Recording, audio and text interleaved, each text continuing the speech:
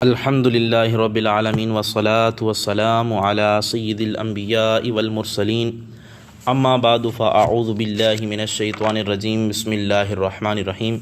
سورۃ الماعون کے بعد آج انشاءاللہ عز وجل سورۃ الکوثر کا ترجمہ اور تفسیر ہم پڑھیں گے، سنیں گے۔ سب سے پہلے سورۃ الکوثر کا مختصر سا تعارف آپ کے سامنے پیش کرتا چلوں۔ علامہ علی بن محمد حازن رحمۃ اللہ تعالی علیہ فرماتے ہیں سورہ کوثر جمہور مفسرین کے نزدیک مکی ہے، اور بعد فرماتے ہیں کہ یہ مدنی صورت ہے۔ اور علامہ جلال الدین سیوطی رحمۃ اللہ تعالی علیہ نے اس صورت کے نزول کے بارے میں دو قول لکھے ہیں۔ ایک حضرت انس رضی اللہ تعالی عنہ کا قول ہے، وہ کہتے ہیں کہ اس صورت کا نزول مدینہ طیبہ میں ہوا، اور ان کی روایت کا مفہوم یہ ہے کہ ہم حضور علیہ الصلاۃ والسلام کی خدمت میں حاضر تھے، اچانک وحی کا نزول ہوا، حضور علیہ الصلاۃ والسلام پہ نزول وحی کی کیفیت طاری ہو گئی، حضور علیہ الصلاۃ والسلام کا سر مبارک جھک گیا، تھوڑی دیر کے بعد تبسم فرماتے ہوئے اپنے سر کو اٹھایا، لوگوں نے تبسم کی وجہ پوچھی تو ارشاد فرمایا اللہ تعالیٰ نے ابھی مجھ پہ یہ صورت نازل فرمائی ہے۔ پھر الکوثر کی تلاوت حضور علیہ الصلاۃ والسلام نے ارشاد فرمائی، لیکن ابن مردویہ نے حضرت عبداللہ بن عباس اور حضرت عبداللہ بن زبیر اور ام المومنین حضرت عائشہ صدیقہ رضی اللہ تعالی عنہا کا یہ قول بھی نقل کیا ہے کہ یہ صورت مکہ مکرمہ میں نازل ہوئی ہے۔ ان اکابر صحابہ کے قول کو بہرحال حضرت انس کے قول پر ترجیح دی جائے گی، اور ان کی اس روایت کی توجیہ یوں بیان کی جا سکتی ہے کہ کئی صورتیں ایسی ہیں کہ جن کا نزول متعدد بار ہوا ہے، ہو سکتا ہے کہ یہ صورت اس محفل میں کسی خاص حکمت کے پیش نظر دوسری بار نازل کی گئی ہو۔ اس کی تائید حضرت انس رضی اللہ تعالی عنہ کی دوسری روایت سے ہوتی ہے، جسے امام مسلم اور امام ترمذی اور دیگر محدثین نے روایت کیا ہے۔ اور حضور علیہ الصلاۃ والسلام نے ارشاد فرمایا کہ شب معراج جب میں جنت میں داخل ہوا تو میں نے وہاں ایک نہر دیکھی، اس کے دونوں کناروں پر موتیوں کے خیمے نصب تھے، میں نے جب اس کے پانی میں ہاتھ مارا تو اس سے خالص کستوری کی مہک اٹھنے لگی۔ اس کے بارے میں نے جبریل سے پوچھا تو انہوں نے جواب دیا ھذا الکوثر الذی آتاکہ اللہ، یعنی یہ کوثر ہے جو اللہ تعالیٰ آپ کو عطا فرمائے گا، یا یہ کوثر ہے جو اللہ تعالیٰ نے آپ کو عطا فرمائی ہے۔ معراج تو مکہ میں ہوئی، اسی رات کو الکوثر کے عطا فرمائے جانے کا پیغام بھی بھیج دیا، مصدع بھی سنا دیا، اس لیے اس کی اطلاع بھی مکہ میں ہی دی گئی۔ چنانچہ علامہ سیوطی رحمۃ اللہ علیہ فرماتے ہیں کہ یہاں پہ المشہور بین اہل التفاسیر والمغازی ان ھذہ السورۃ مکیۃ، آپ فرماتے ہیں کہ اس واقعہ کے بعد آپ لکھتے ہیں کہ یہ سورت مکہ مکرمہ میں نازل ہوئی ہے، یہ سورہ مکی ہے۔ اب اس سورت میں 1 رکوع 3 آیتیں ہیں اور اس کے 10 کلمات اور 40 حروف ہیں۔ کوثر نام رکھنے کی وجہ کیا ہے؟ کوثر سے دنیا اور آخرت کی بے شمار خوبیاں مراد ہیں، اور جنت کی ایک نہر کا نام بھی کوثر ہے۔ اس سورت کی پہلی آیت میں یہ لفظ موجود ہے، اس مناسبت سے بھی اسے سورہ کوثر کہا گیا ہے۔ سورہ کوثر کے مضامین کیا ہیں؟ اس سورت کا مرکزی مضمون یہ ہے کہ اس میں اللہ تعالیٰ نے اپنے حبیب صلی اللہ تعالیٰ علیہ وآلہ وسلم کی مدحت بیان فرمائی، اور اس میں یہ بھی مضامین بیان فرمائے۔ نمبر 1، اس کی پہلی آیت میں اللہ تعالیٰ نے اس فضل و احسان کا بیان ہے، یا اللہ تعالیٰ نے اس فضل و احسان کا بیان فرمایا جو اس نے اپنے پیارے حبیب صلی اللہ تعالیٰ علیہ وآلہ وسلم پہ کیا ہے۔ دوسری آیت میں نبی کریم رؤوف الرحیم صلی اللہ تعالیٰ علیہ وآلہ وسلم سے فرمایا گیا کہ اللہ تعالیٰ کے فضل و احسان کے شکریہ میں نماز پڑھتے رہیے اور قربانی کریں۔ تیسری آیت میں فرمایا گیا جو اللہ تعالیٰ کے حبیب صلی اللہ تعالیٰ علیہ وآلہ وسلم کا دشمن ہے وہی ہر خیر سے محروم ہے۔ اب سورہ ماعون کے ساتھ اس کی مناسبت کیا ہے؟ تو سورہ کوثر کی اپنے سے ماقبل سورہ ماعون کے ساتھ مناسبت یہ ہے کہ سورہ ماعون میں کافروں اور منافقوں کی جو صفات بیان کی گئی تھیں ان کے مقابلے میں سید عالم صلی اللہ تعالیٰ علیہ وآلہ وسلم کے اوصاف سورہ کوثر میں بیان کیے گئے ہیں۔ اب آپ کے سامنے انشاءاللہ سورہ کوثر کی تلاوت، اس کا ترجمہ اور تفسیر بیان کی جائے گی۔ اعوذ باللہ من الشیطان الرجیم، بسم اللہ الرحمن الرحیم انا اعطیناک الکوثر فصل لربک وانحر ان شانئک هو الابتر۔ پہلی آیت میں اللہ تعالیٰ ارشاد فرماتا ہے انا اعطیناک الکوثر، بے شک ہم نے آپ کو جو کچھ عطا کیا بے حد و بے حساب عطا کیا۔ انا بے شک ہم نے اعطیناک آپ کو جو کچھ عطا کیا الکوثر بے حد و بے حساب عطا کیا۔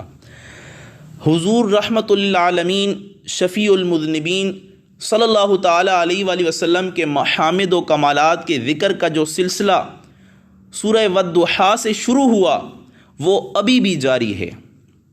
ان تمام درمیانی صورتوں میں مختلف عنوانوں سے اللہ تعالیٰ نے ان انعامات و احسانات کا ذکر فرمایا جو اس نے اپنے پیارے حبیب لبیب صلی اللہ تعالیٰ علیہ وآلہ وسلم پر یا اپنے حبیب صلی اللہ تعالیٰ علیہ وآلہ وسلم کے طفیل سے اس کی امت پر فرمائے ہیں۔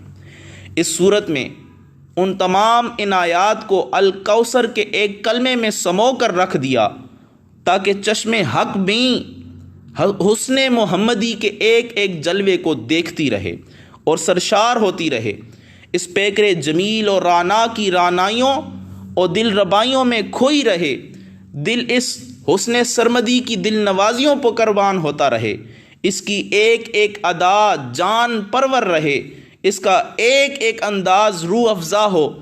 زبان قدرت جب اپنے حبیب کی شان بیان کرتی ہے وہاں اسلوب ہی نرالا اختیار کیا جاتا ہے۔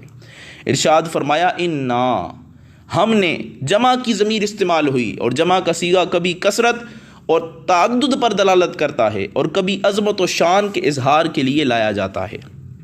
یہاں یہی مقصود ہے، عظمت و شان بیان کرنا مقصود ہے، یعنی ہم نے جو زمین و آسمان کے خالق و مالک ہیں، ہم جو عروس گیتی کو سنوارنے اور نکھارنے والے ہیں، ہم جن کے جود و کرم کا وسیع دسترخوان ہر وقت بچھا ہوا ہے اور ہر ایک کے لیے اصلاح عام ہے، اے حبیب ہم نے آپ کو کوثر عطا فرمایا ہے، جو چیز ہم عطا فرمانا چاہیں اسے کوئی روک نہیں سکتا اور جو چیز ہم عطا فرمائیں اسے کوئی چھین نہیں سکتا۔ اور یہاں پہ اعطینا طا کے ساتھ اعطینا ہے، تا کے ساتھ نہیں ہے آتینا، ان میں بھی بڑا فرق ہے۔ علامہ ابن منظور رحمۃ اللہ تعالیٰ علیہ فرماتے ہیں جو عین کے ساتھ ہوتا ہے آتا یوتی، اس کا مطلب یہ ہے، اس کی تحقیق کی روح سے آیت کا مفہوم یہ ہوا کہ ہم نے یعنی اللہ تعالیٰ نے اپنے دست قدرت سے الکوثر آپ کے حوالے کر دیا ہے، حضور علیہ الصلاۃ والسلام کے حوالے کر دیا ہے، اس کا مالک حضور علیہ الصلاۃ والسلام کو بنا دیا ہے۔ علامہ نیشاپوری رحمۃ اللہ تعالیٰ علیہ نے بھی اس کا یہی معنی کیا ہے۔ علامہ الوسی رحمۃ اللہ علیہ نے بھی فرمایا اس سے مراد اس امر کی طرف اشارہ ہے کہ اللہ تعالیٰ نے حضور علیہ الصلاۃ والسلام کو الکوثر کا مالک بنا دیا ہے۔ کیا شان جود و سخا ہے دینے والے کی اور کیا مقام رفعت و علا ہے لینے والے کا۔ اب ذرا الکوثر کو سمجھنے کی کوشش کیجئے، تب آپ کو پتہ چلے گا اس میں فضائل و مکارم کے کتنے سمندر سمو دیے گئے ہیں۔ علامہ الوسی رحمۃ اللہ تعالیٰ علیہ فرماتے ہیں کوثر کثرت سے ماخوذ ہے، یہ کثرت سے نکلا ہے اور اس کا معنی ہے کسی چیز کا اتنا کثیر ہونا کہ اس کا اندازہ نہ لگایا جا سکے، جس کو شمار نہ کیا جا سکے، اس کو کوثر کہتے ہیں۔ اور علامہ قرطبی رحمۃ اللہ علیہ لکھتے ہیں یعنی جو چیز تعداد میں، قدر و قیمت میں اور اپنی اہمیت کے لحاظ سے بہت زیادہ ہو اسے کوثر کہتے ہیں۔ یہاں ایک چیز بڑی غور طلب ہے، قاعدہ یہ ہے کہ موصوف اور صفت دونوں یکجا مذکور ہوتے ہیں، لیکن یہاں معاملہ اس کے برعکس ہے۔ الکوثر جو صفت ہے وہ مذکور ہے، یہاں پہ ذکر کی گئی ہے، لیکن اس کا موصوف مذکور نہیں ہے۔ اس میں کیا حکمت ہے، یعنی جو حضور کو عطا کیا گیا وہ کیا ہے؟ علماء فرماتے ہیں اس میں کیا حکمت ہے؟ علماء فرماتے ہیں اگر ایک چیز اللہ تعالیٰ نے اپنے رسول کو کوثر یعنی بے حد و بے حساب عطا کی ہوتی تو اس کو ذکر کر دیا جاتا، اگر چند چیزیں ہوتی تو ان کے بیان کا تکلف کیا جاتا۔ یہاں حالت یہ ہوئی کہ جو عطا فرمایا بے حد و بے حساب عطا فرما دیا۔ کس کا ذکر کیا جائے اور کس کا ذکر نہ کیا جائے، اس لیے صفت ذکر کر دی، موصوف کو قاری کے ذہن پہ چھوڑ دیا۔ مقصد یہ ہے کہ اے حبیب، میں نے آپ کو جو نعمتیں عطا فرمائی ہیں وہ بے حد و بے حساب ہیں۔ علم، حلم، جود و کرم، عفو درگزر، الغرض جن محامد سے اللہ تعالیٰ نے اپنے حبیب کو سرفراز فرمایا وہ ایک سمندر ہے، بے پیدا کنار ہے، جس کا کوئی کنارہ نہیں ہے، جس کی کوئی حد نہیں ہے، جس کو کوئی پا نہیں سکتا۔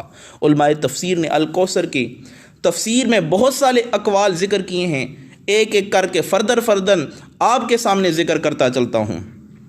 پہلا معنی جو کوثر کا ذکر کیا گیا ہے، فرماتے ہیں علماء، کوثر سے مراد جنت کی وہ نہر ہے کہ جس کے جنت کی ساری نہریں نکلتی ہیں، جو اللہ تعالیٰ نے اپنے حبیب کو عطا فرمائی ہیں۔ حضور علیہ الصلوۃ والسلام نے فرمایا، الکوثر نہر فی الجنت حافتاہ من ذہب ومجراہ علی الدرر والیاقوت تربتہ اطیب من المسک وماءہ احلی من العسل وابید من الثلج۔ حضور علیہ الصلوۃ والسلام نے فرمایا کہ کوثر جنت کی ایک نہر ہے جس کے دونوں کنارے سونے کے ہیں، موتیوں اور یاقوت کا فرش بچھا ہوا ہے، اس کی مٹی کستوری سے زیادہ خوشبودار ہے، اس کا پانی شہد سے زیادہ میٹھا اور برف سے زیادہ شفاف ہے۔ دوسرا معنی جو بیان کیا کوثر کا، اس سے مراد حوض کا نام ہے جو میدان حشر میں ہوگا، جس سے حضور علیہ الصلوۃ والسلام اپنی امت کے پیاسوں کو سیراب فرمائیں گے، جس کے کنارے پر پیالے اور آبخورے اتنی کثرت سے رکھے گئے ہوں گے جتنے آسمان پر ستارے ہیں، تاکہ در حبیب پر آ کر کسی پیاسے کو انتظار کی زحمت نہ اٹھانی پڑے۔ اس حوض کے بارے میں احادیث متواترہ مذکور ہیں۔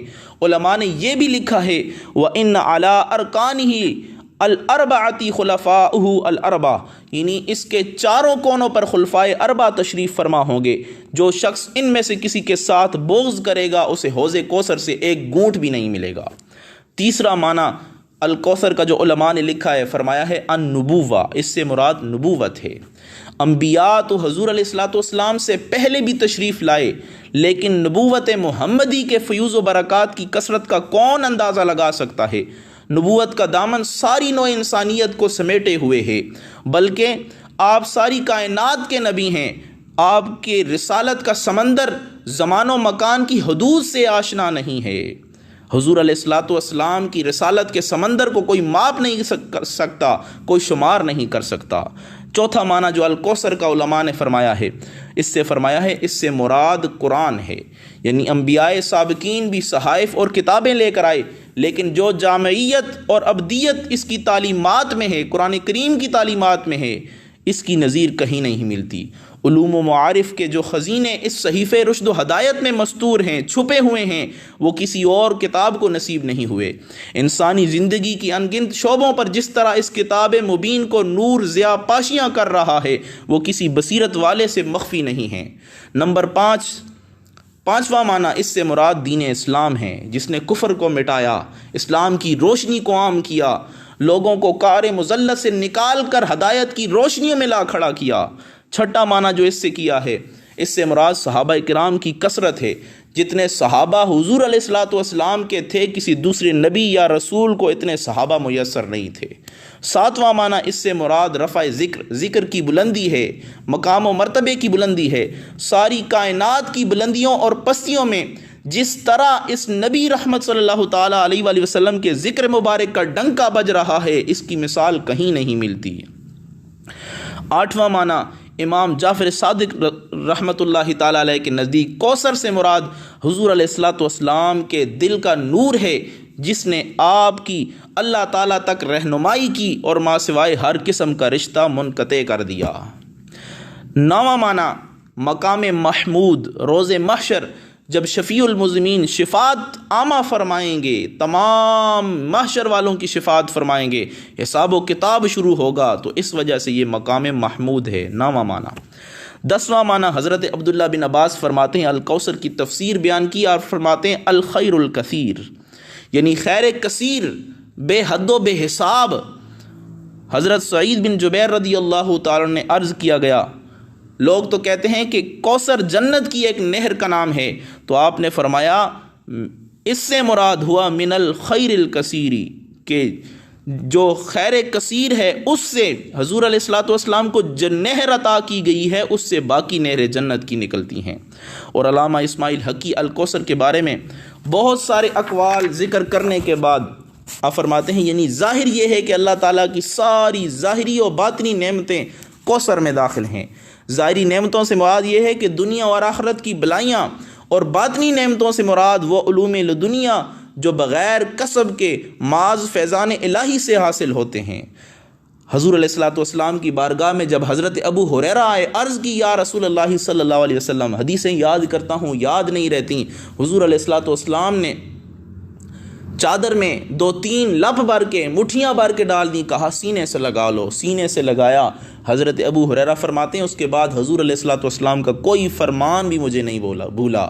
اور حضرت ابو ہریرہ کا فرمان ہے، آپ فرماتے ہیں اللہ کے حبیب نے مجھے 2 علم عطا فرمائے ہیں، ایک علم ظاہری، ایک علم باطنی۔ اور علم ظاہری وہ ہے جو میں آپ سے بیان کرتا ہوں حدیثیں، اور علم باطنی وہ ہے اگر میں آپ کے سامنے بیان کروں تو میری گردن کاٹ دی جائے۔ پتہ چلا علم کی 2 قسمیں ہیں، ایک علم ظاہری اور ایک علم باطنی۔ علم باطنی سے حضرت ابو ہریرہ رضی اللہ تعالیٰ کو روک دیا گیا تھا۔ تو یہ وہ علوم دنیا تھا جو حضور علیہ الصلوۃ والسلام نے حضرت ابو ہریرہ رضی اللہ تعالیٰ کو عطا فرمایا تھا۔ علامہ قرطبی نے بھی اس سے ملتی جلتی یہی فرمایا ہے کہ کوثر سے مراد خیر کثیر ہے، دنیاوی اور اخروی نعمتیں جن میں فضیلتیں اور فضائل سب شامل ہیں۔ اور اس میں اس امر کی طرف بھی اشارہ ہے کہ حدیث میں کوثر کا معنی نہر بتایا گیا ہے، یہ بطور تمثیل ذکر کیا گیا ہے۔ دوسری آیت میں اللہ تعالیٰ نے ارشاد فرمایا فَصَلِّ لِرَبِّكَ وَانْحَرْ، پس آپ نماز پڑھا کریں اپنے رب کے لیے اور قربانی دیں اس کی خاطر۔ فصلی، پس آپ نماز پڑھیں، لربک، اپنے رب کے لیے، ونحر، اور قربانی کریں۔ پہلے اپنی بے پایاں عنایات سے اپنے حبیب کو سرفراز کرنے کا ذکر فرمایا، اب ان انعامات و احسانات کا شکر ادا کرنے کی تلقین فرمائی جا رہی ہے۔ ارشاد ہے اے حبیب اپنے رب کے لیے نماز پڑھا کرو اور اسی کی خاطر قربانی دیا کرو۔ کم فہم لوگ کھاتے اللہ تعالیٰ کے دسترخوان سے ہیں، پلتے اس کی رحمت کے ٹکڑوں پر ہیں، نشو و نما اس کی آغوش لطف و کرم میں پاتے ہیں، لیکن شکریہ غیروں کا ادا کرتے ہیں، عبادت باطل معبودوں کی کرتے ہیں، بتوں کے سامنے جا کر سجدہ ریز ہوتے ہیں، قربانیاں بتوں کے نام پر دیتے ہیں۔ اے میرے محبوب آپ ان کی روش کو اختیار نہ کرنا، یہ سب سے بڑی ناشکری اور کفران نعمت میں مبتلا ہیں۔ آپ نے سجدہ کرنا ہے تو مجھے سجدہ کیجیے، قربانی کرنی ہے تو میرے لیے قربانی کیجیے۔ اس عبد منیب اور حبیب لبیب کی تعمیل ارشاد کی یہ حالت تھی کہ ساری رات کھڑے رہ کر نماز ادا فرمایا کرتے تھے، یہاں تک کہ پاؤں میں سوج جاتے، پاؤں میں ورم بن جایا کرتا تھا۔ کسی نے عرض کیا یا رسول اللہ صلی اللہ تعالیٰ علیہ وآلہ وسلم، حضور اتنی زحمت کیوں اٹھاتے ہیں؟ فرمایا افلا اکون عبدا شکورا، کیا میں اپنے رب کی بے پایاں نعمتوں پر اس کا شکر گزار بندہ نہ بنوں؟ ساری عمر ہی عبادت و ذکر الہی میں بسر ہوئی، روز و شب کا ایک لمحہ بھی غفلت میں نہ گزارا۔ جس نبی مکرم ہادی معظم صلی اللہ تعالیٰ علیہ وآلہ وسلم کی ساری زندگی سجود و رکوع اور خضوع و خشوع میں گزری، اس کی امت اگر اپنے رب کے ذکر سے محروم ہو جائے، ان کی پیشانیوں پر اگر سجدوں کے نشان نہ چمک رہے ہوں، انہیں اگر نماز کی سعادت نہ نصیب ہو، تو اس سے بڑی بدقسمتی اور محرومی کیا ہو سکتی ہے؟ تیسری آیت میں اللہ تعالیٰ نے ارشاد فرمایا ان شانئک ھو الابتر، فرمایا ان، بے شک، شانئک، آپ کا دشمن، ھو الابتر، وہی بے نشان ہوگا، یقیناً آپ کا جو دشمن ہے وہی بے نام و نشان ہوگا۔ اب یہ شانئن مبغضن، یعنی شان کس کو کہتے ہیں؟ جس کے دل میں بغض و عداوت ہو تو اس کو شانی کہتے ہیں۔ اور ابتر یہ بترا سے ہے، بترا کا مطلب ہوتا ہے القطع، یعنی کسی چیز کو کاٹ دینا۔ اہل لغت کے نزدیک وہ مرد جس کا فرزند نہ ہو اسے ابتر کہتے ہیں، وہ چار پایا وہ جانور جس کی دم نہ ہو اسے بھی ابتر کہتے ہیں، نیز ہر وہ کام کہ جس کا نیک اثر باقی نہ رہے اس کو بھی ابتر کہتے ہیں۔ علامہ قرطبی نے یہ معنی لکھے ہیں۔ حضرت عبداللہ بن عباس رضی اللہ تعالی عنہما فرماتے ہیں حضرت خدیجۃ الکبریٰ رضی اللہ تعالی عنہا کے بطن سے حضور علیہ الصلاۃ والسلام کی یہ اولاد پیدا ہوئی، قاسم، پھر زید، پھر زینب، پھر عبداللہ، پھر ام کلثوم، پھر فاطمہ، پھر رقیہ، یہ ساری اولاد حضرت خدیجۃ الکبریٰ رضی اللہ تعالیٰ عنہ کے بطن سے پیدا ہوئی۔ پہلے قاسم کا انتقال ہوا، پھر عبداللہ جن کا لقب طیب و طاہر ہے داغ مفارقت دے گئے۔ حضور علیہ الصلاۃ والسلام کے دعوائے نبوت کے بعد حضور علیہ الصلاۃ والسلام نے جب نبوت کا دعویٰ کیا تو سارے مکہ والے دشمن بن گئے۔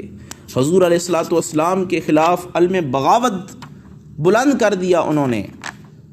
حضور علیہ الصلاۃ والسلام نے صفا کی چوٹی پر جب کھڑے ہو کر فرمایا قولوا لا الہ الا اللہ تفلحوا، دعوت دی، اہل مکہ کے تیور بدل گئے، دلوں میں نفرت و حقارت اور عداوت کے جذبات امڑ آئے۔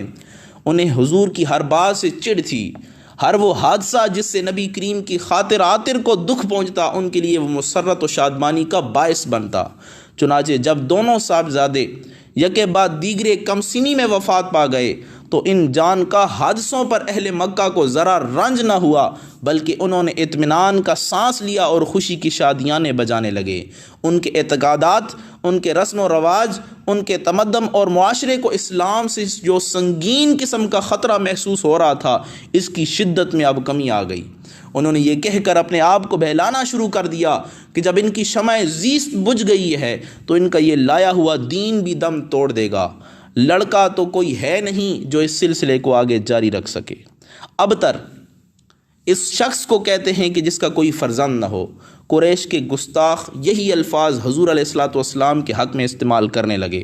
ابو لہب حقیقی چچا تھا، لیکن بغض و عناد کی یہ حالت تھی کہ جب حضور کے دوسرے صاحبزادے کا انتقال ہوا تو اس کی خوشی کی حد نہ رہی۔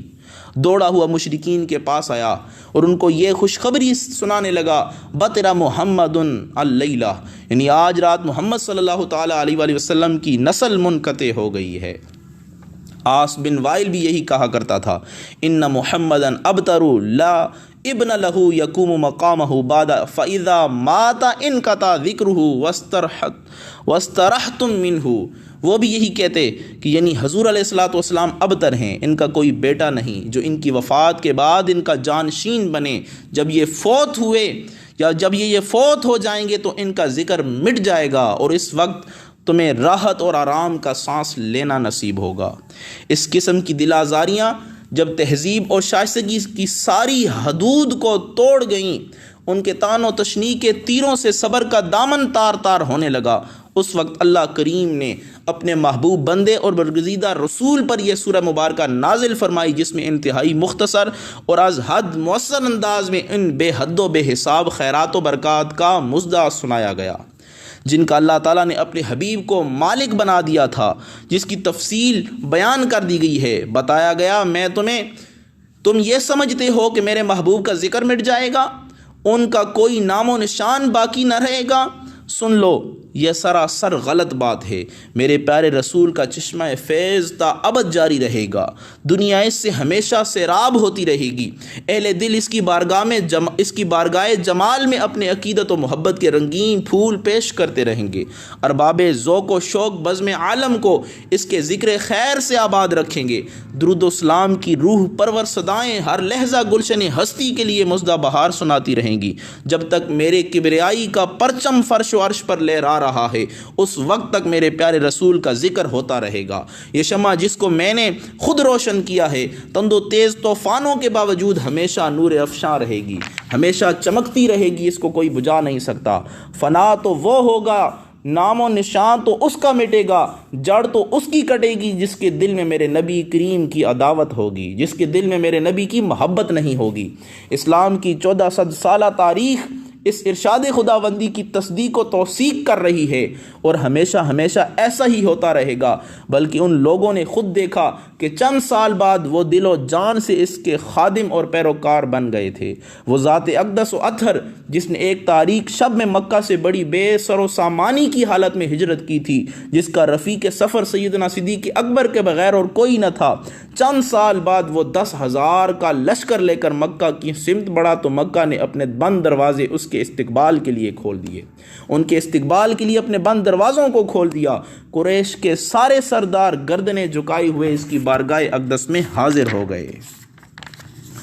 کفار جب اسلام کی روز افزوں ترقی کو دیکھتے تو اپنا دل بہلانے کے لیے کہا کرتے تھے، کوئی فکر کی بات نہیں، یہ چند روز کا کھیل ہے، لڑکا ان کا کوئی نہیں جو ان کے بعد اس مشن کو جاری رکھ سکے، یہ چند سال کے مہمان ہیں، جب یہاں سے رخصت ہوں گے تو ان کا یہ دین بھی اس روز نیست و نابود ہو جائے گا۔ اللہ تعالیٰ نے اس آیت سے ان کی گستاخیوں کا منہ توڑ جواب دیا، ان کی خوش فہمیوں کا خاتمہ کر دیا۔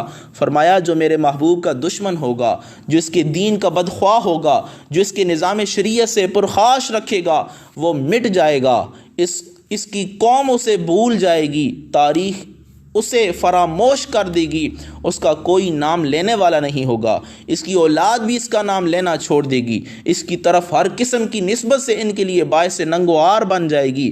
اور میرے محبوب کی یہ شان ہے کہ اس کا ہر امتی، خواہ وہ کسی قبیلے کا فرد ہو، کسی ملک کا رہنے والا ہو، کوئی زبان بولنے والا ہو، میرے محبوب کریم کے ذکر پاک کی شمع ہر وقت روشن رکھے گا۔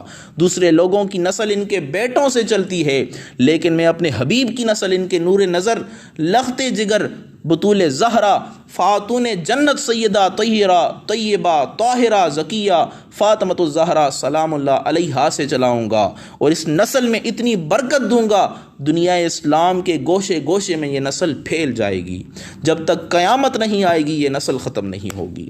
یہ صورت اپنے اختصار اور اعجاز کے باوصف فصاحت و بلاغت کا وہ مرقع جمیل ہے کہ فصحائے عرب، بلغائے حجاز کو بھی اسے پڑھ کر کہنا پڑتا ہے ہذا کلام البشر، کہ یہ کلام کسی انسان کا نہیں ہے، یہ کلام کسی بشر کا نہیں ہے۔ اور ایک اور نقطہ یاد رکھنے کے قابل ہے، قرآن کریم میں جس موقع پر حضور علیہ الصلوۃ والسلام کی شان رفیع کا بیان ہوا ہے، ان میں تمام آیات میں ایک بات قدر مشترک ہے، وہ یہ کہ پہلے اللہ تعالیٰ نے اپنا ذکر کیا، اس کے بعد اپنے حبیب کی شان بتائی، مثلا سبحان الذی اسری بعبدہ لیلا وما ارسلناک الا رحمۃ للعالمین۔ اسی طرح یہاں بھی انا اعطیناک الکوثر، اس کی حکمت کیا ہے؟ جہاں تک اس ناقص کی فہم نارسا کی رسائی ہے، مجھے تو اس میں دو حکمتیں معلوم ہوتی ہیں۔ حضور ضیاء الامت رحمۃ اللہ تعالی علیہ لکھتے ہیں، ایک تو یہ ہے کہ لوگ حضور علیہ الصلوۃ والسلام کے بے اندازہ کمالات کو دیکھ کر حضور کو خدا نہ سمجھنے لگ جائیں۔ بتا دیا یہ کمالات ان کے ذاتی نہیں ہیں، بلکہ جو رب السماوات والارض ہے، جس نے زمین و آسمان کو پالنے والا ہے، اس نے انہیں عطا فرمائی ہیں۔ دوسری حکمت یہ ہے کہ کوئی کم نظر حضور علیہ الصلوۃ والسلام کے کمالات کا انکار نہ کر سکے، کیونکہ یہ سب کمالات خود اللہ تعالیٰ نے عطا فرمائے ہیں، جو علیم بھی ہے، حکیم بھی ہے، قدیر بھی ہے۔ جو کمالات رسالت کا انکار کرتا ہے وہ در حقیقت اللہ تعالیٰ کی قدرت و حکمت اور اس کی صفت اور جود و عطا کا انکار کرتا ہے۔ اللہ سے دعا ہے اللہ تعالیٰ یہ صورت ہم سب کو سمجھنے کی توفیق عطا فرمائے۔ الحمدللہ والصلاة والسلام علی سیدنا رسول اللہ الذی آتاہ ربہ الکوثر کلما ذکرہ الذاکرون وغفل عن ذکرہ الغافلون۔ اللہم ارزقنا حبہ واتباعہ واحشرنا فی زمرتہ تحت لوائہ واغفر لنا ولوالدینا وذریتنا بشفاعتہ یا رب العالمین یا اکرم المسئولین۔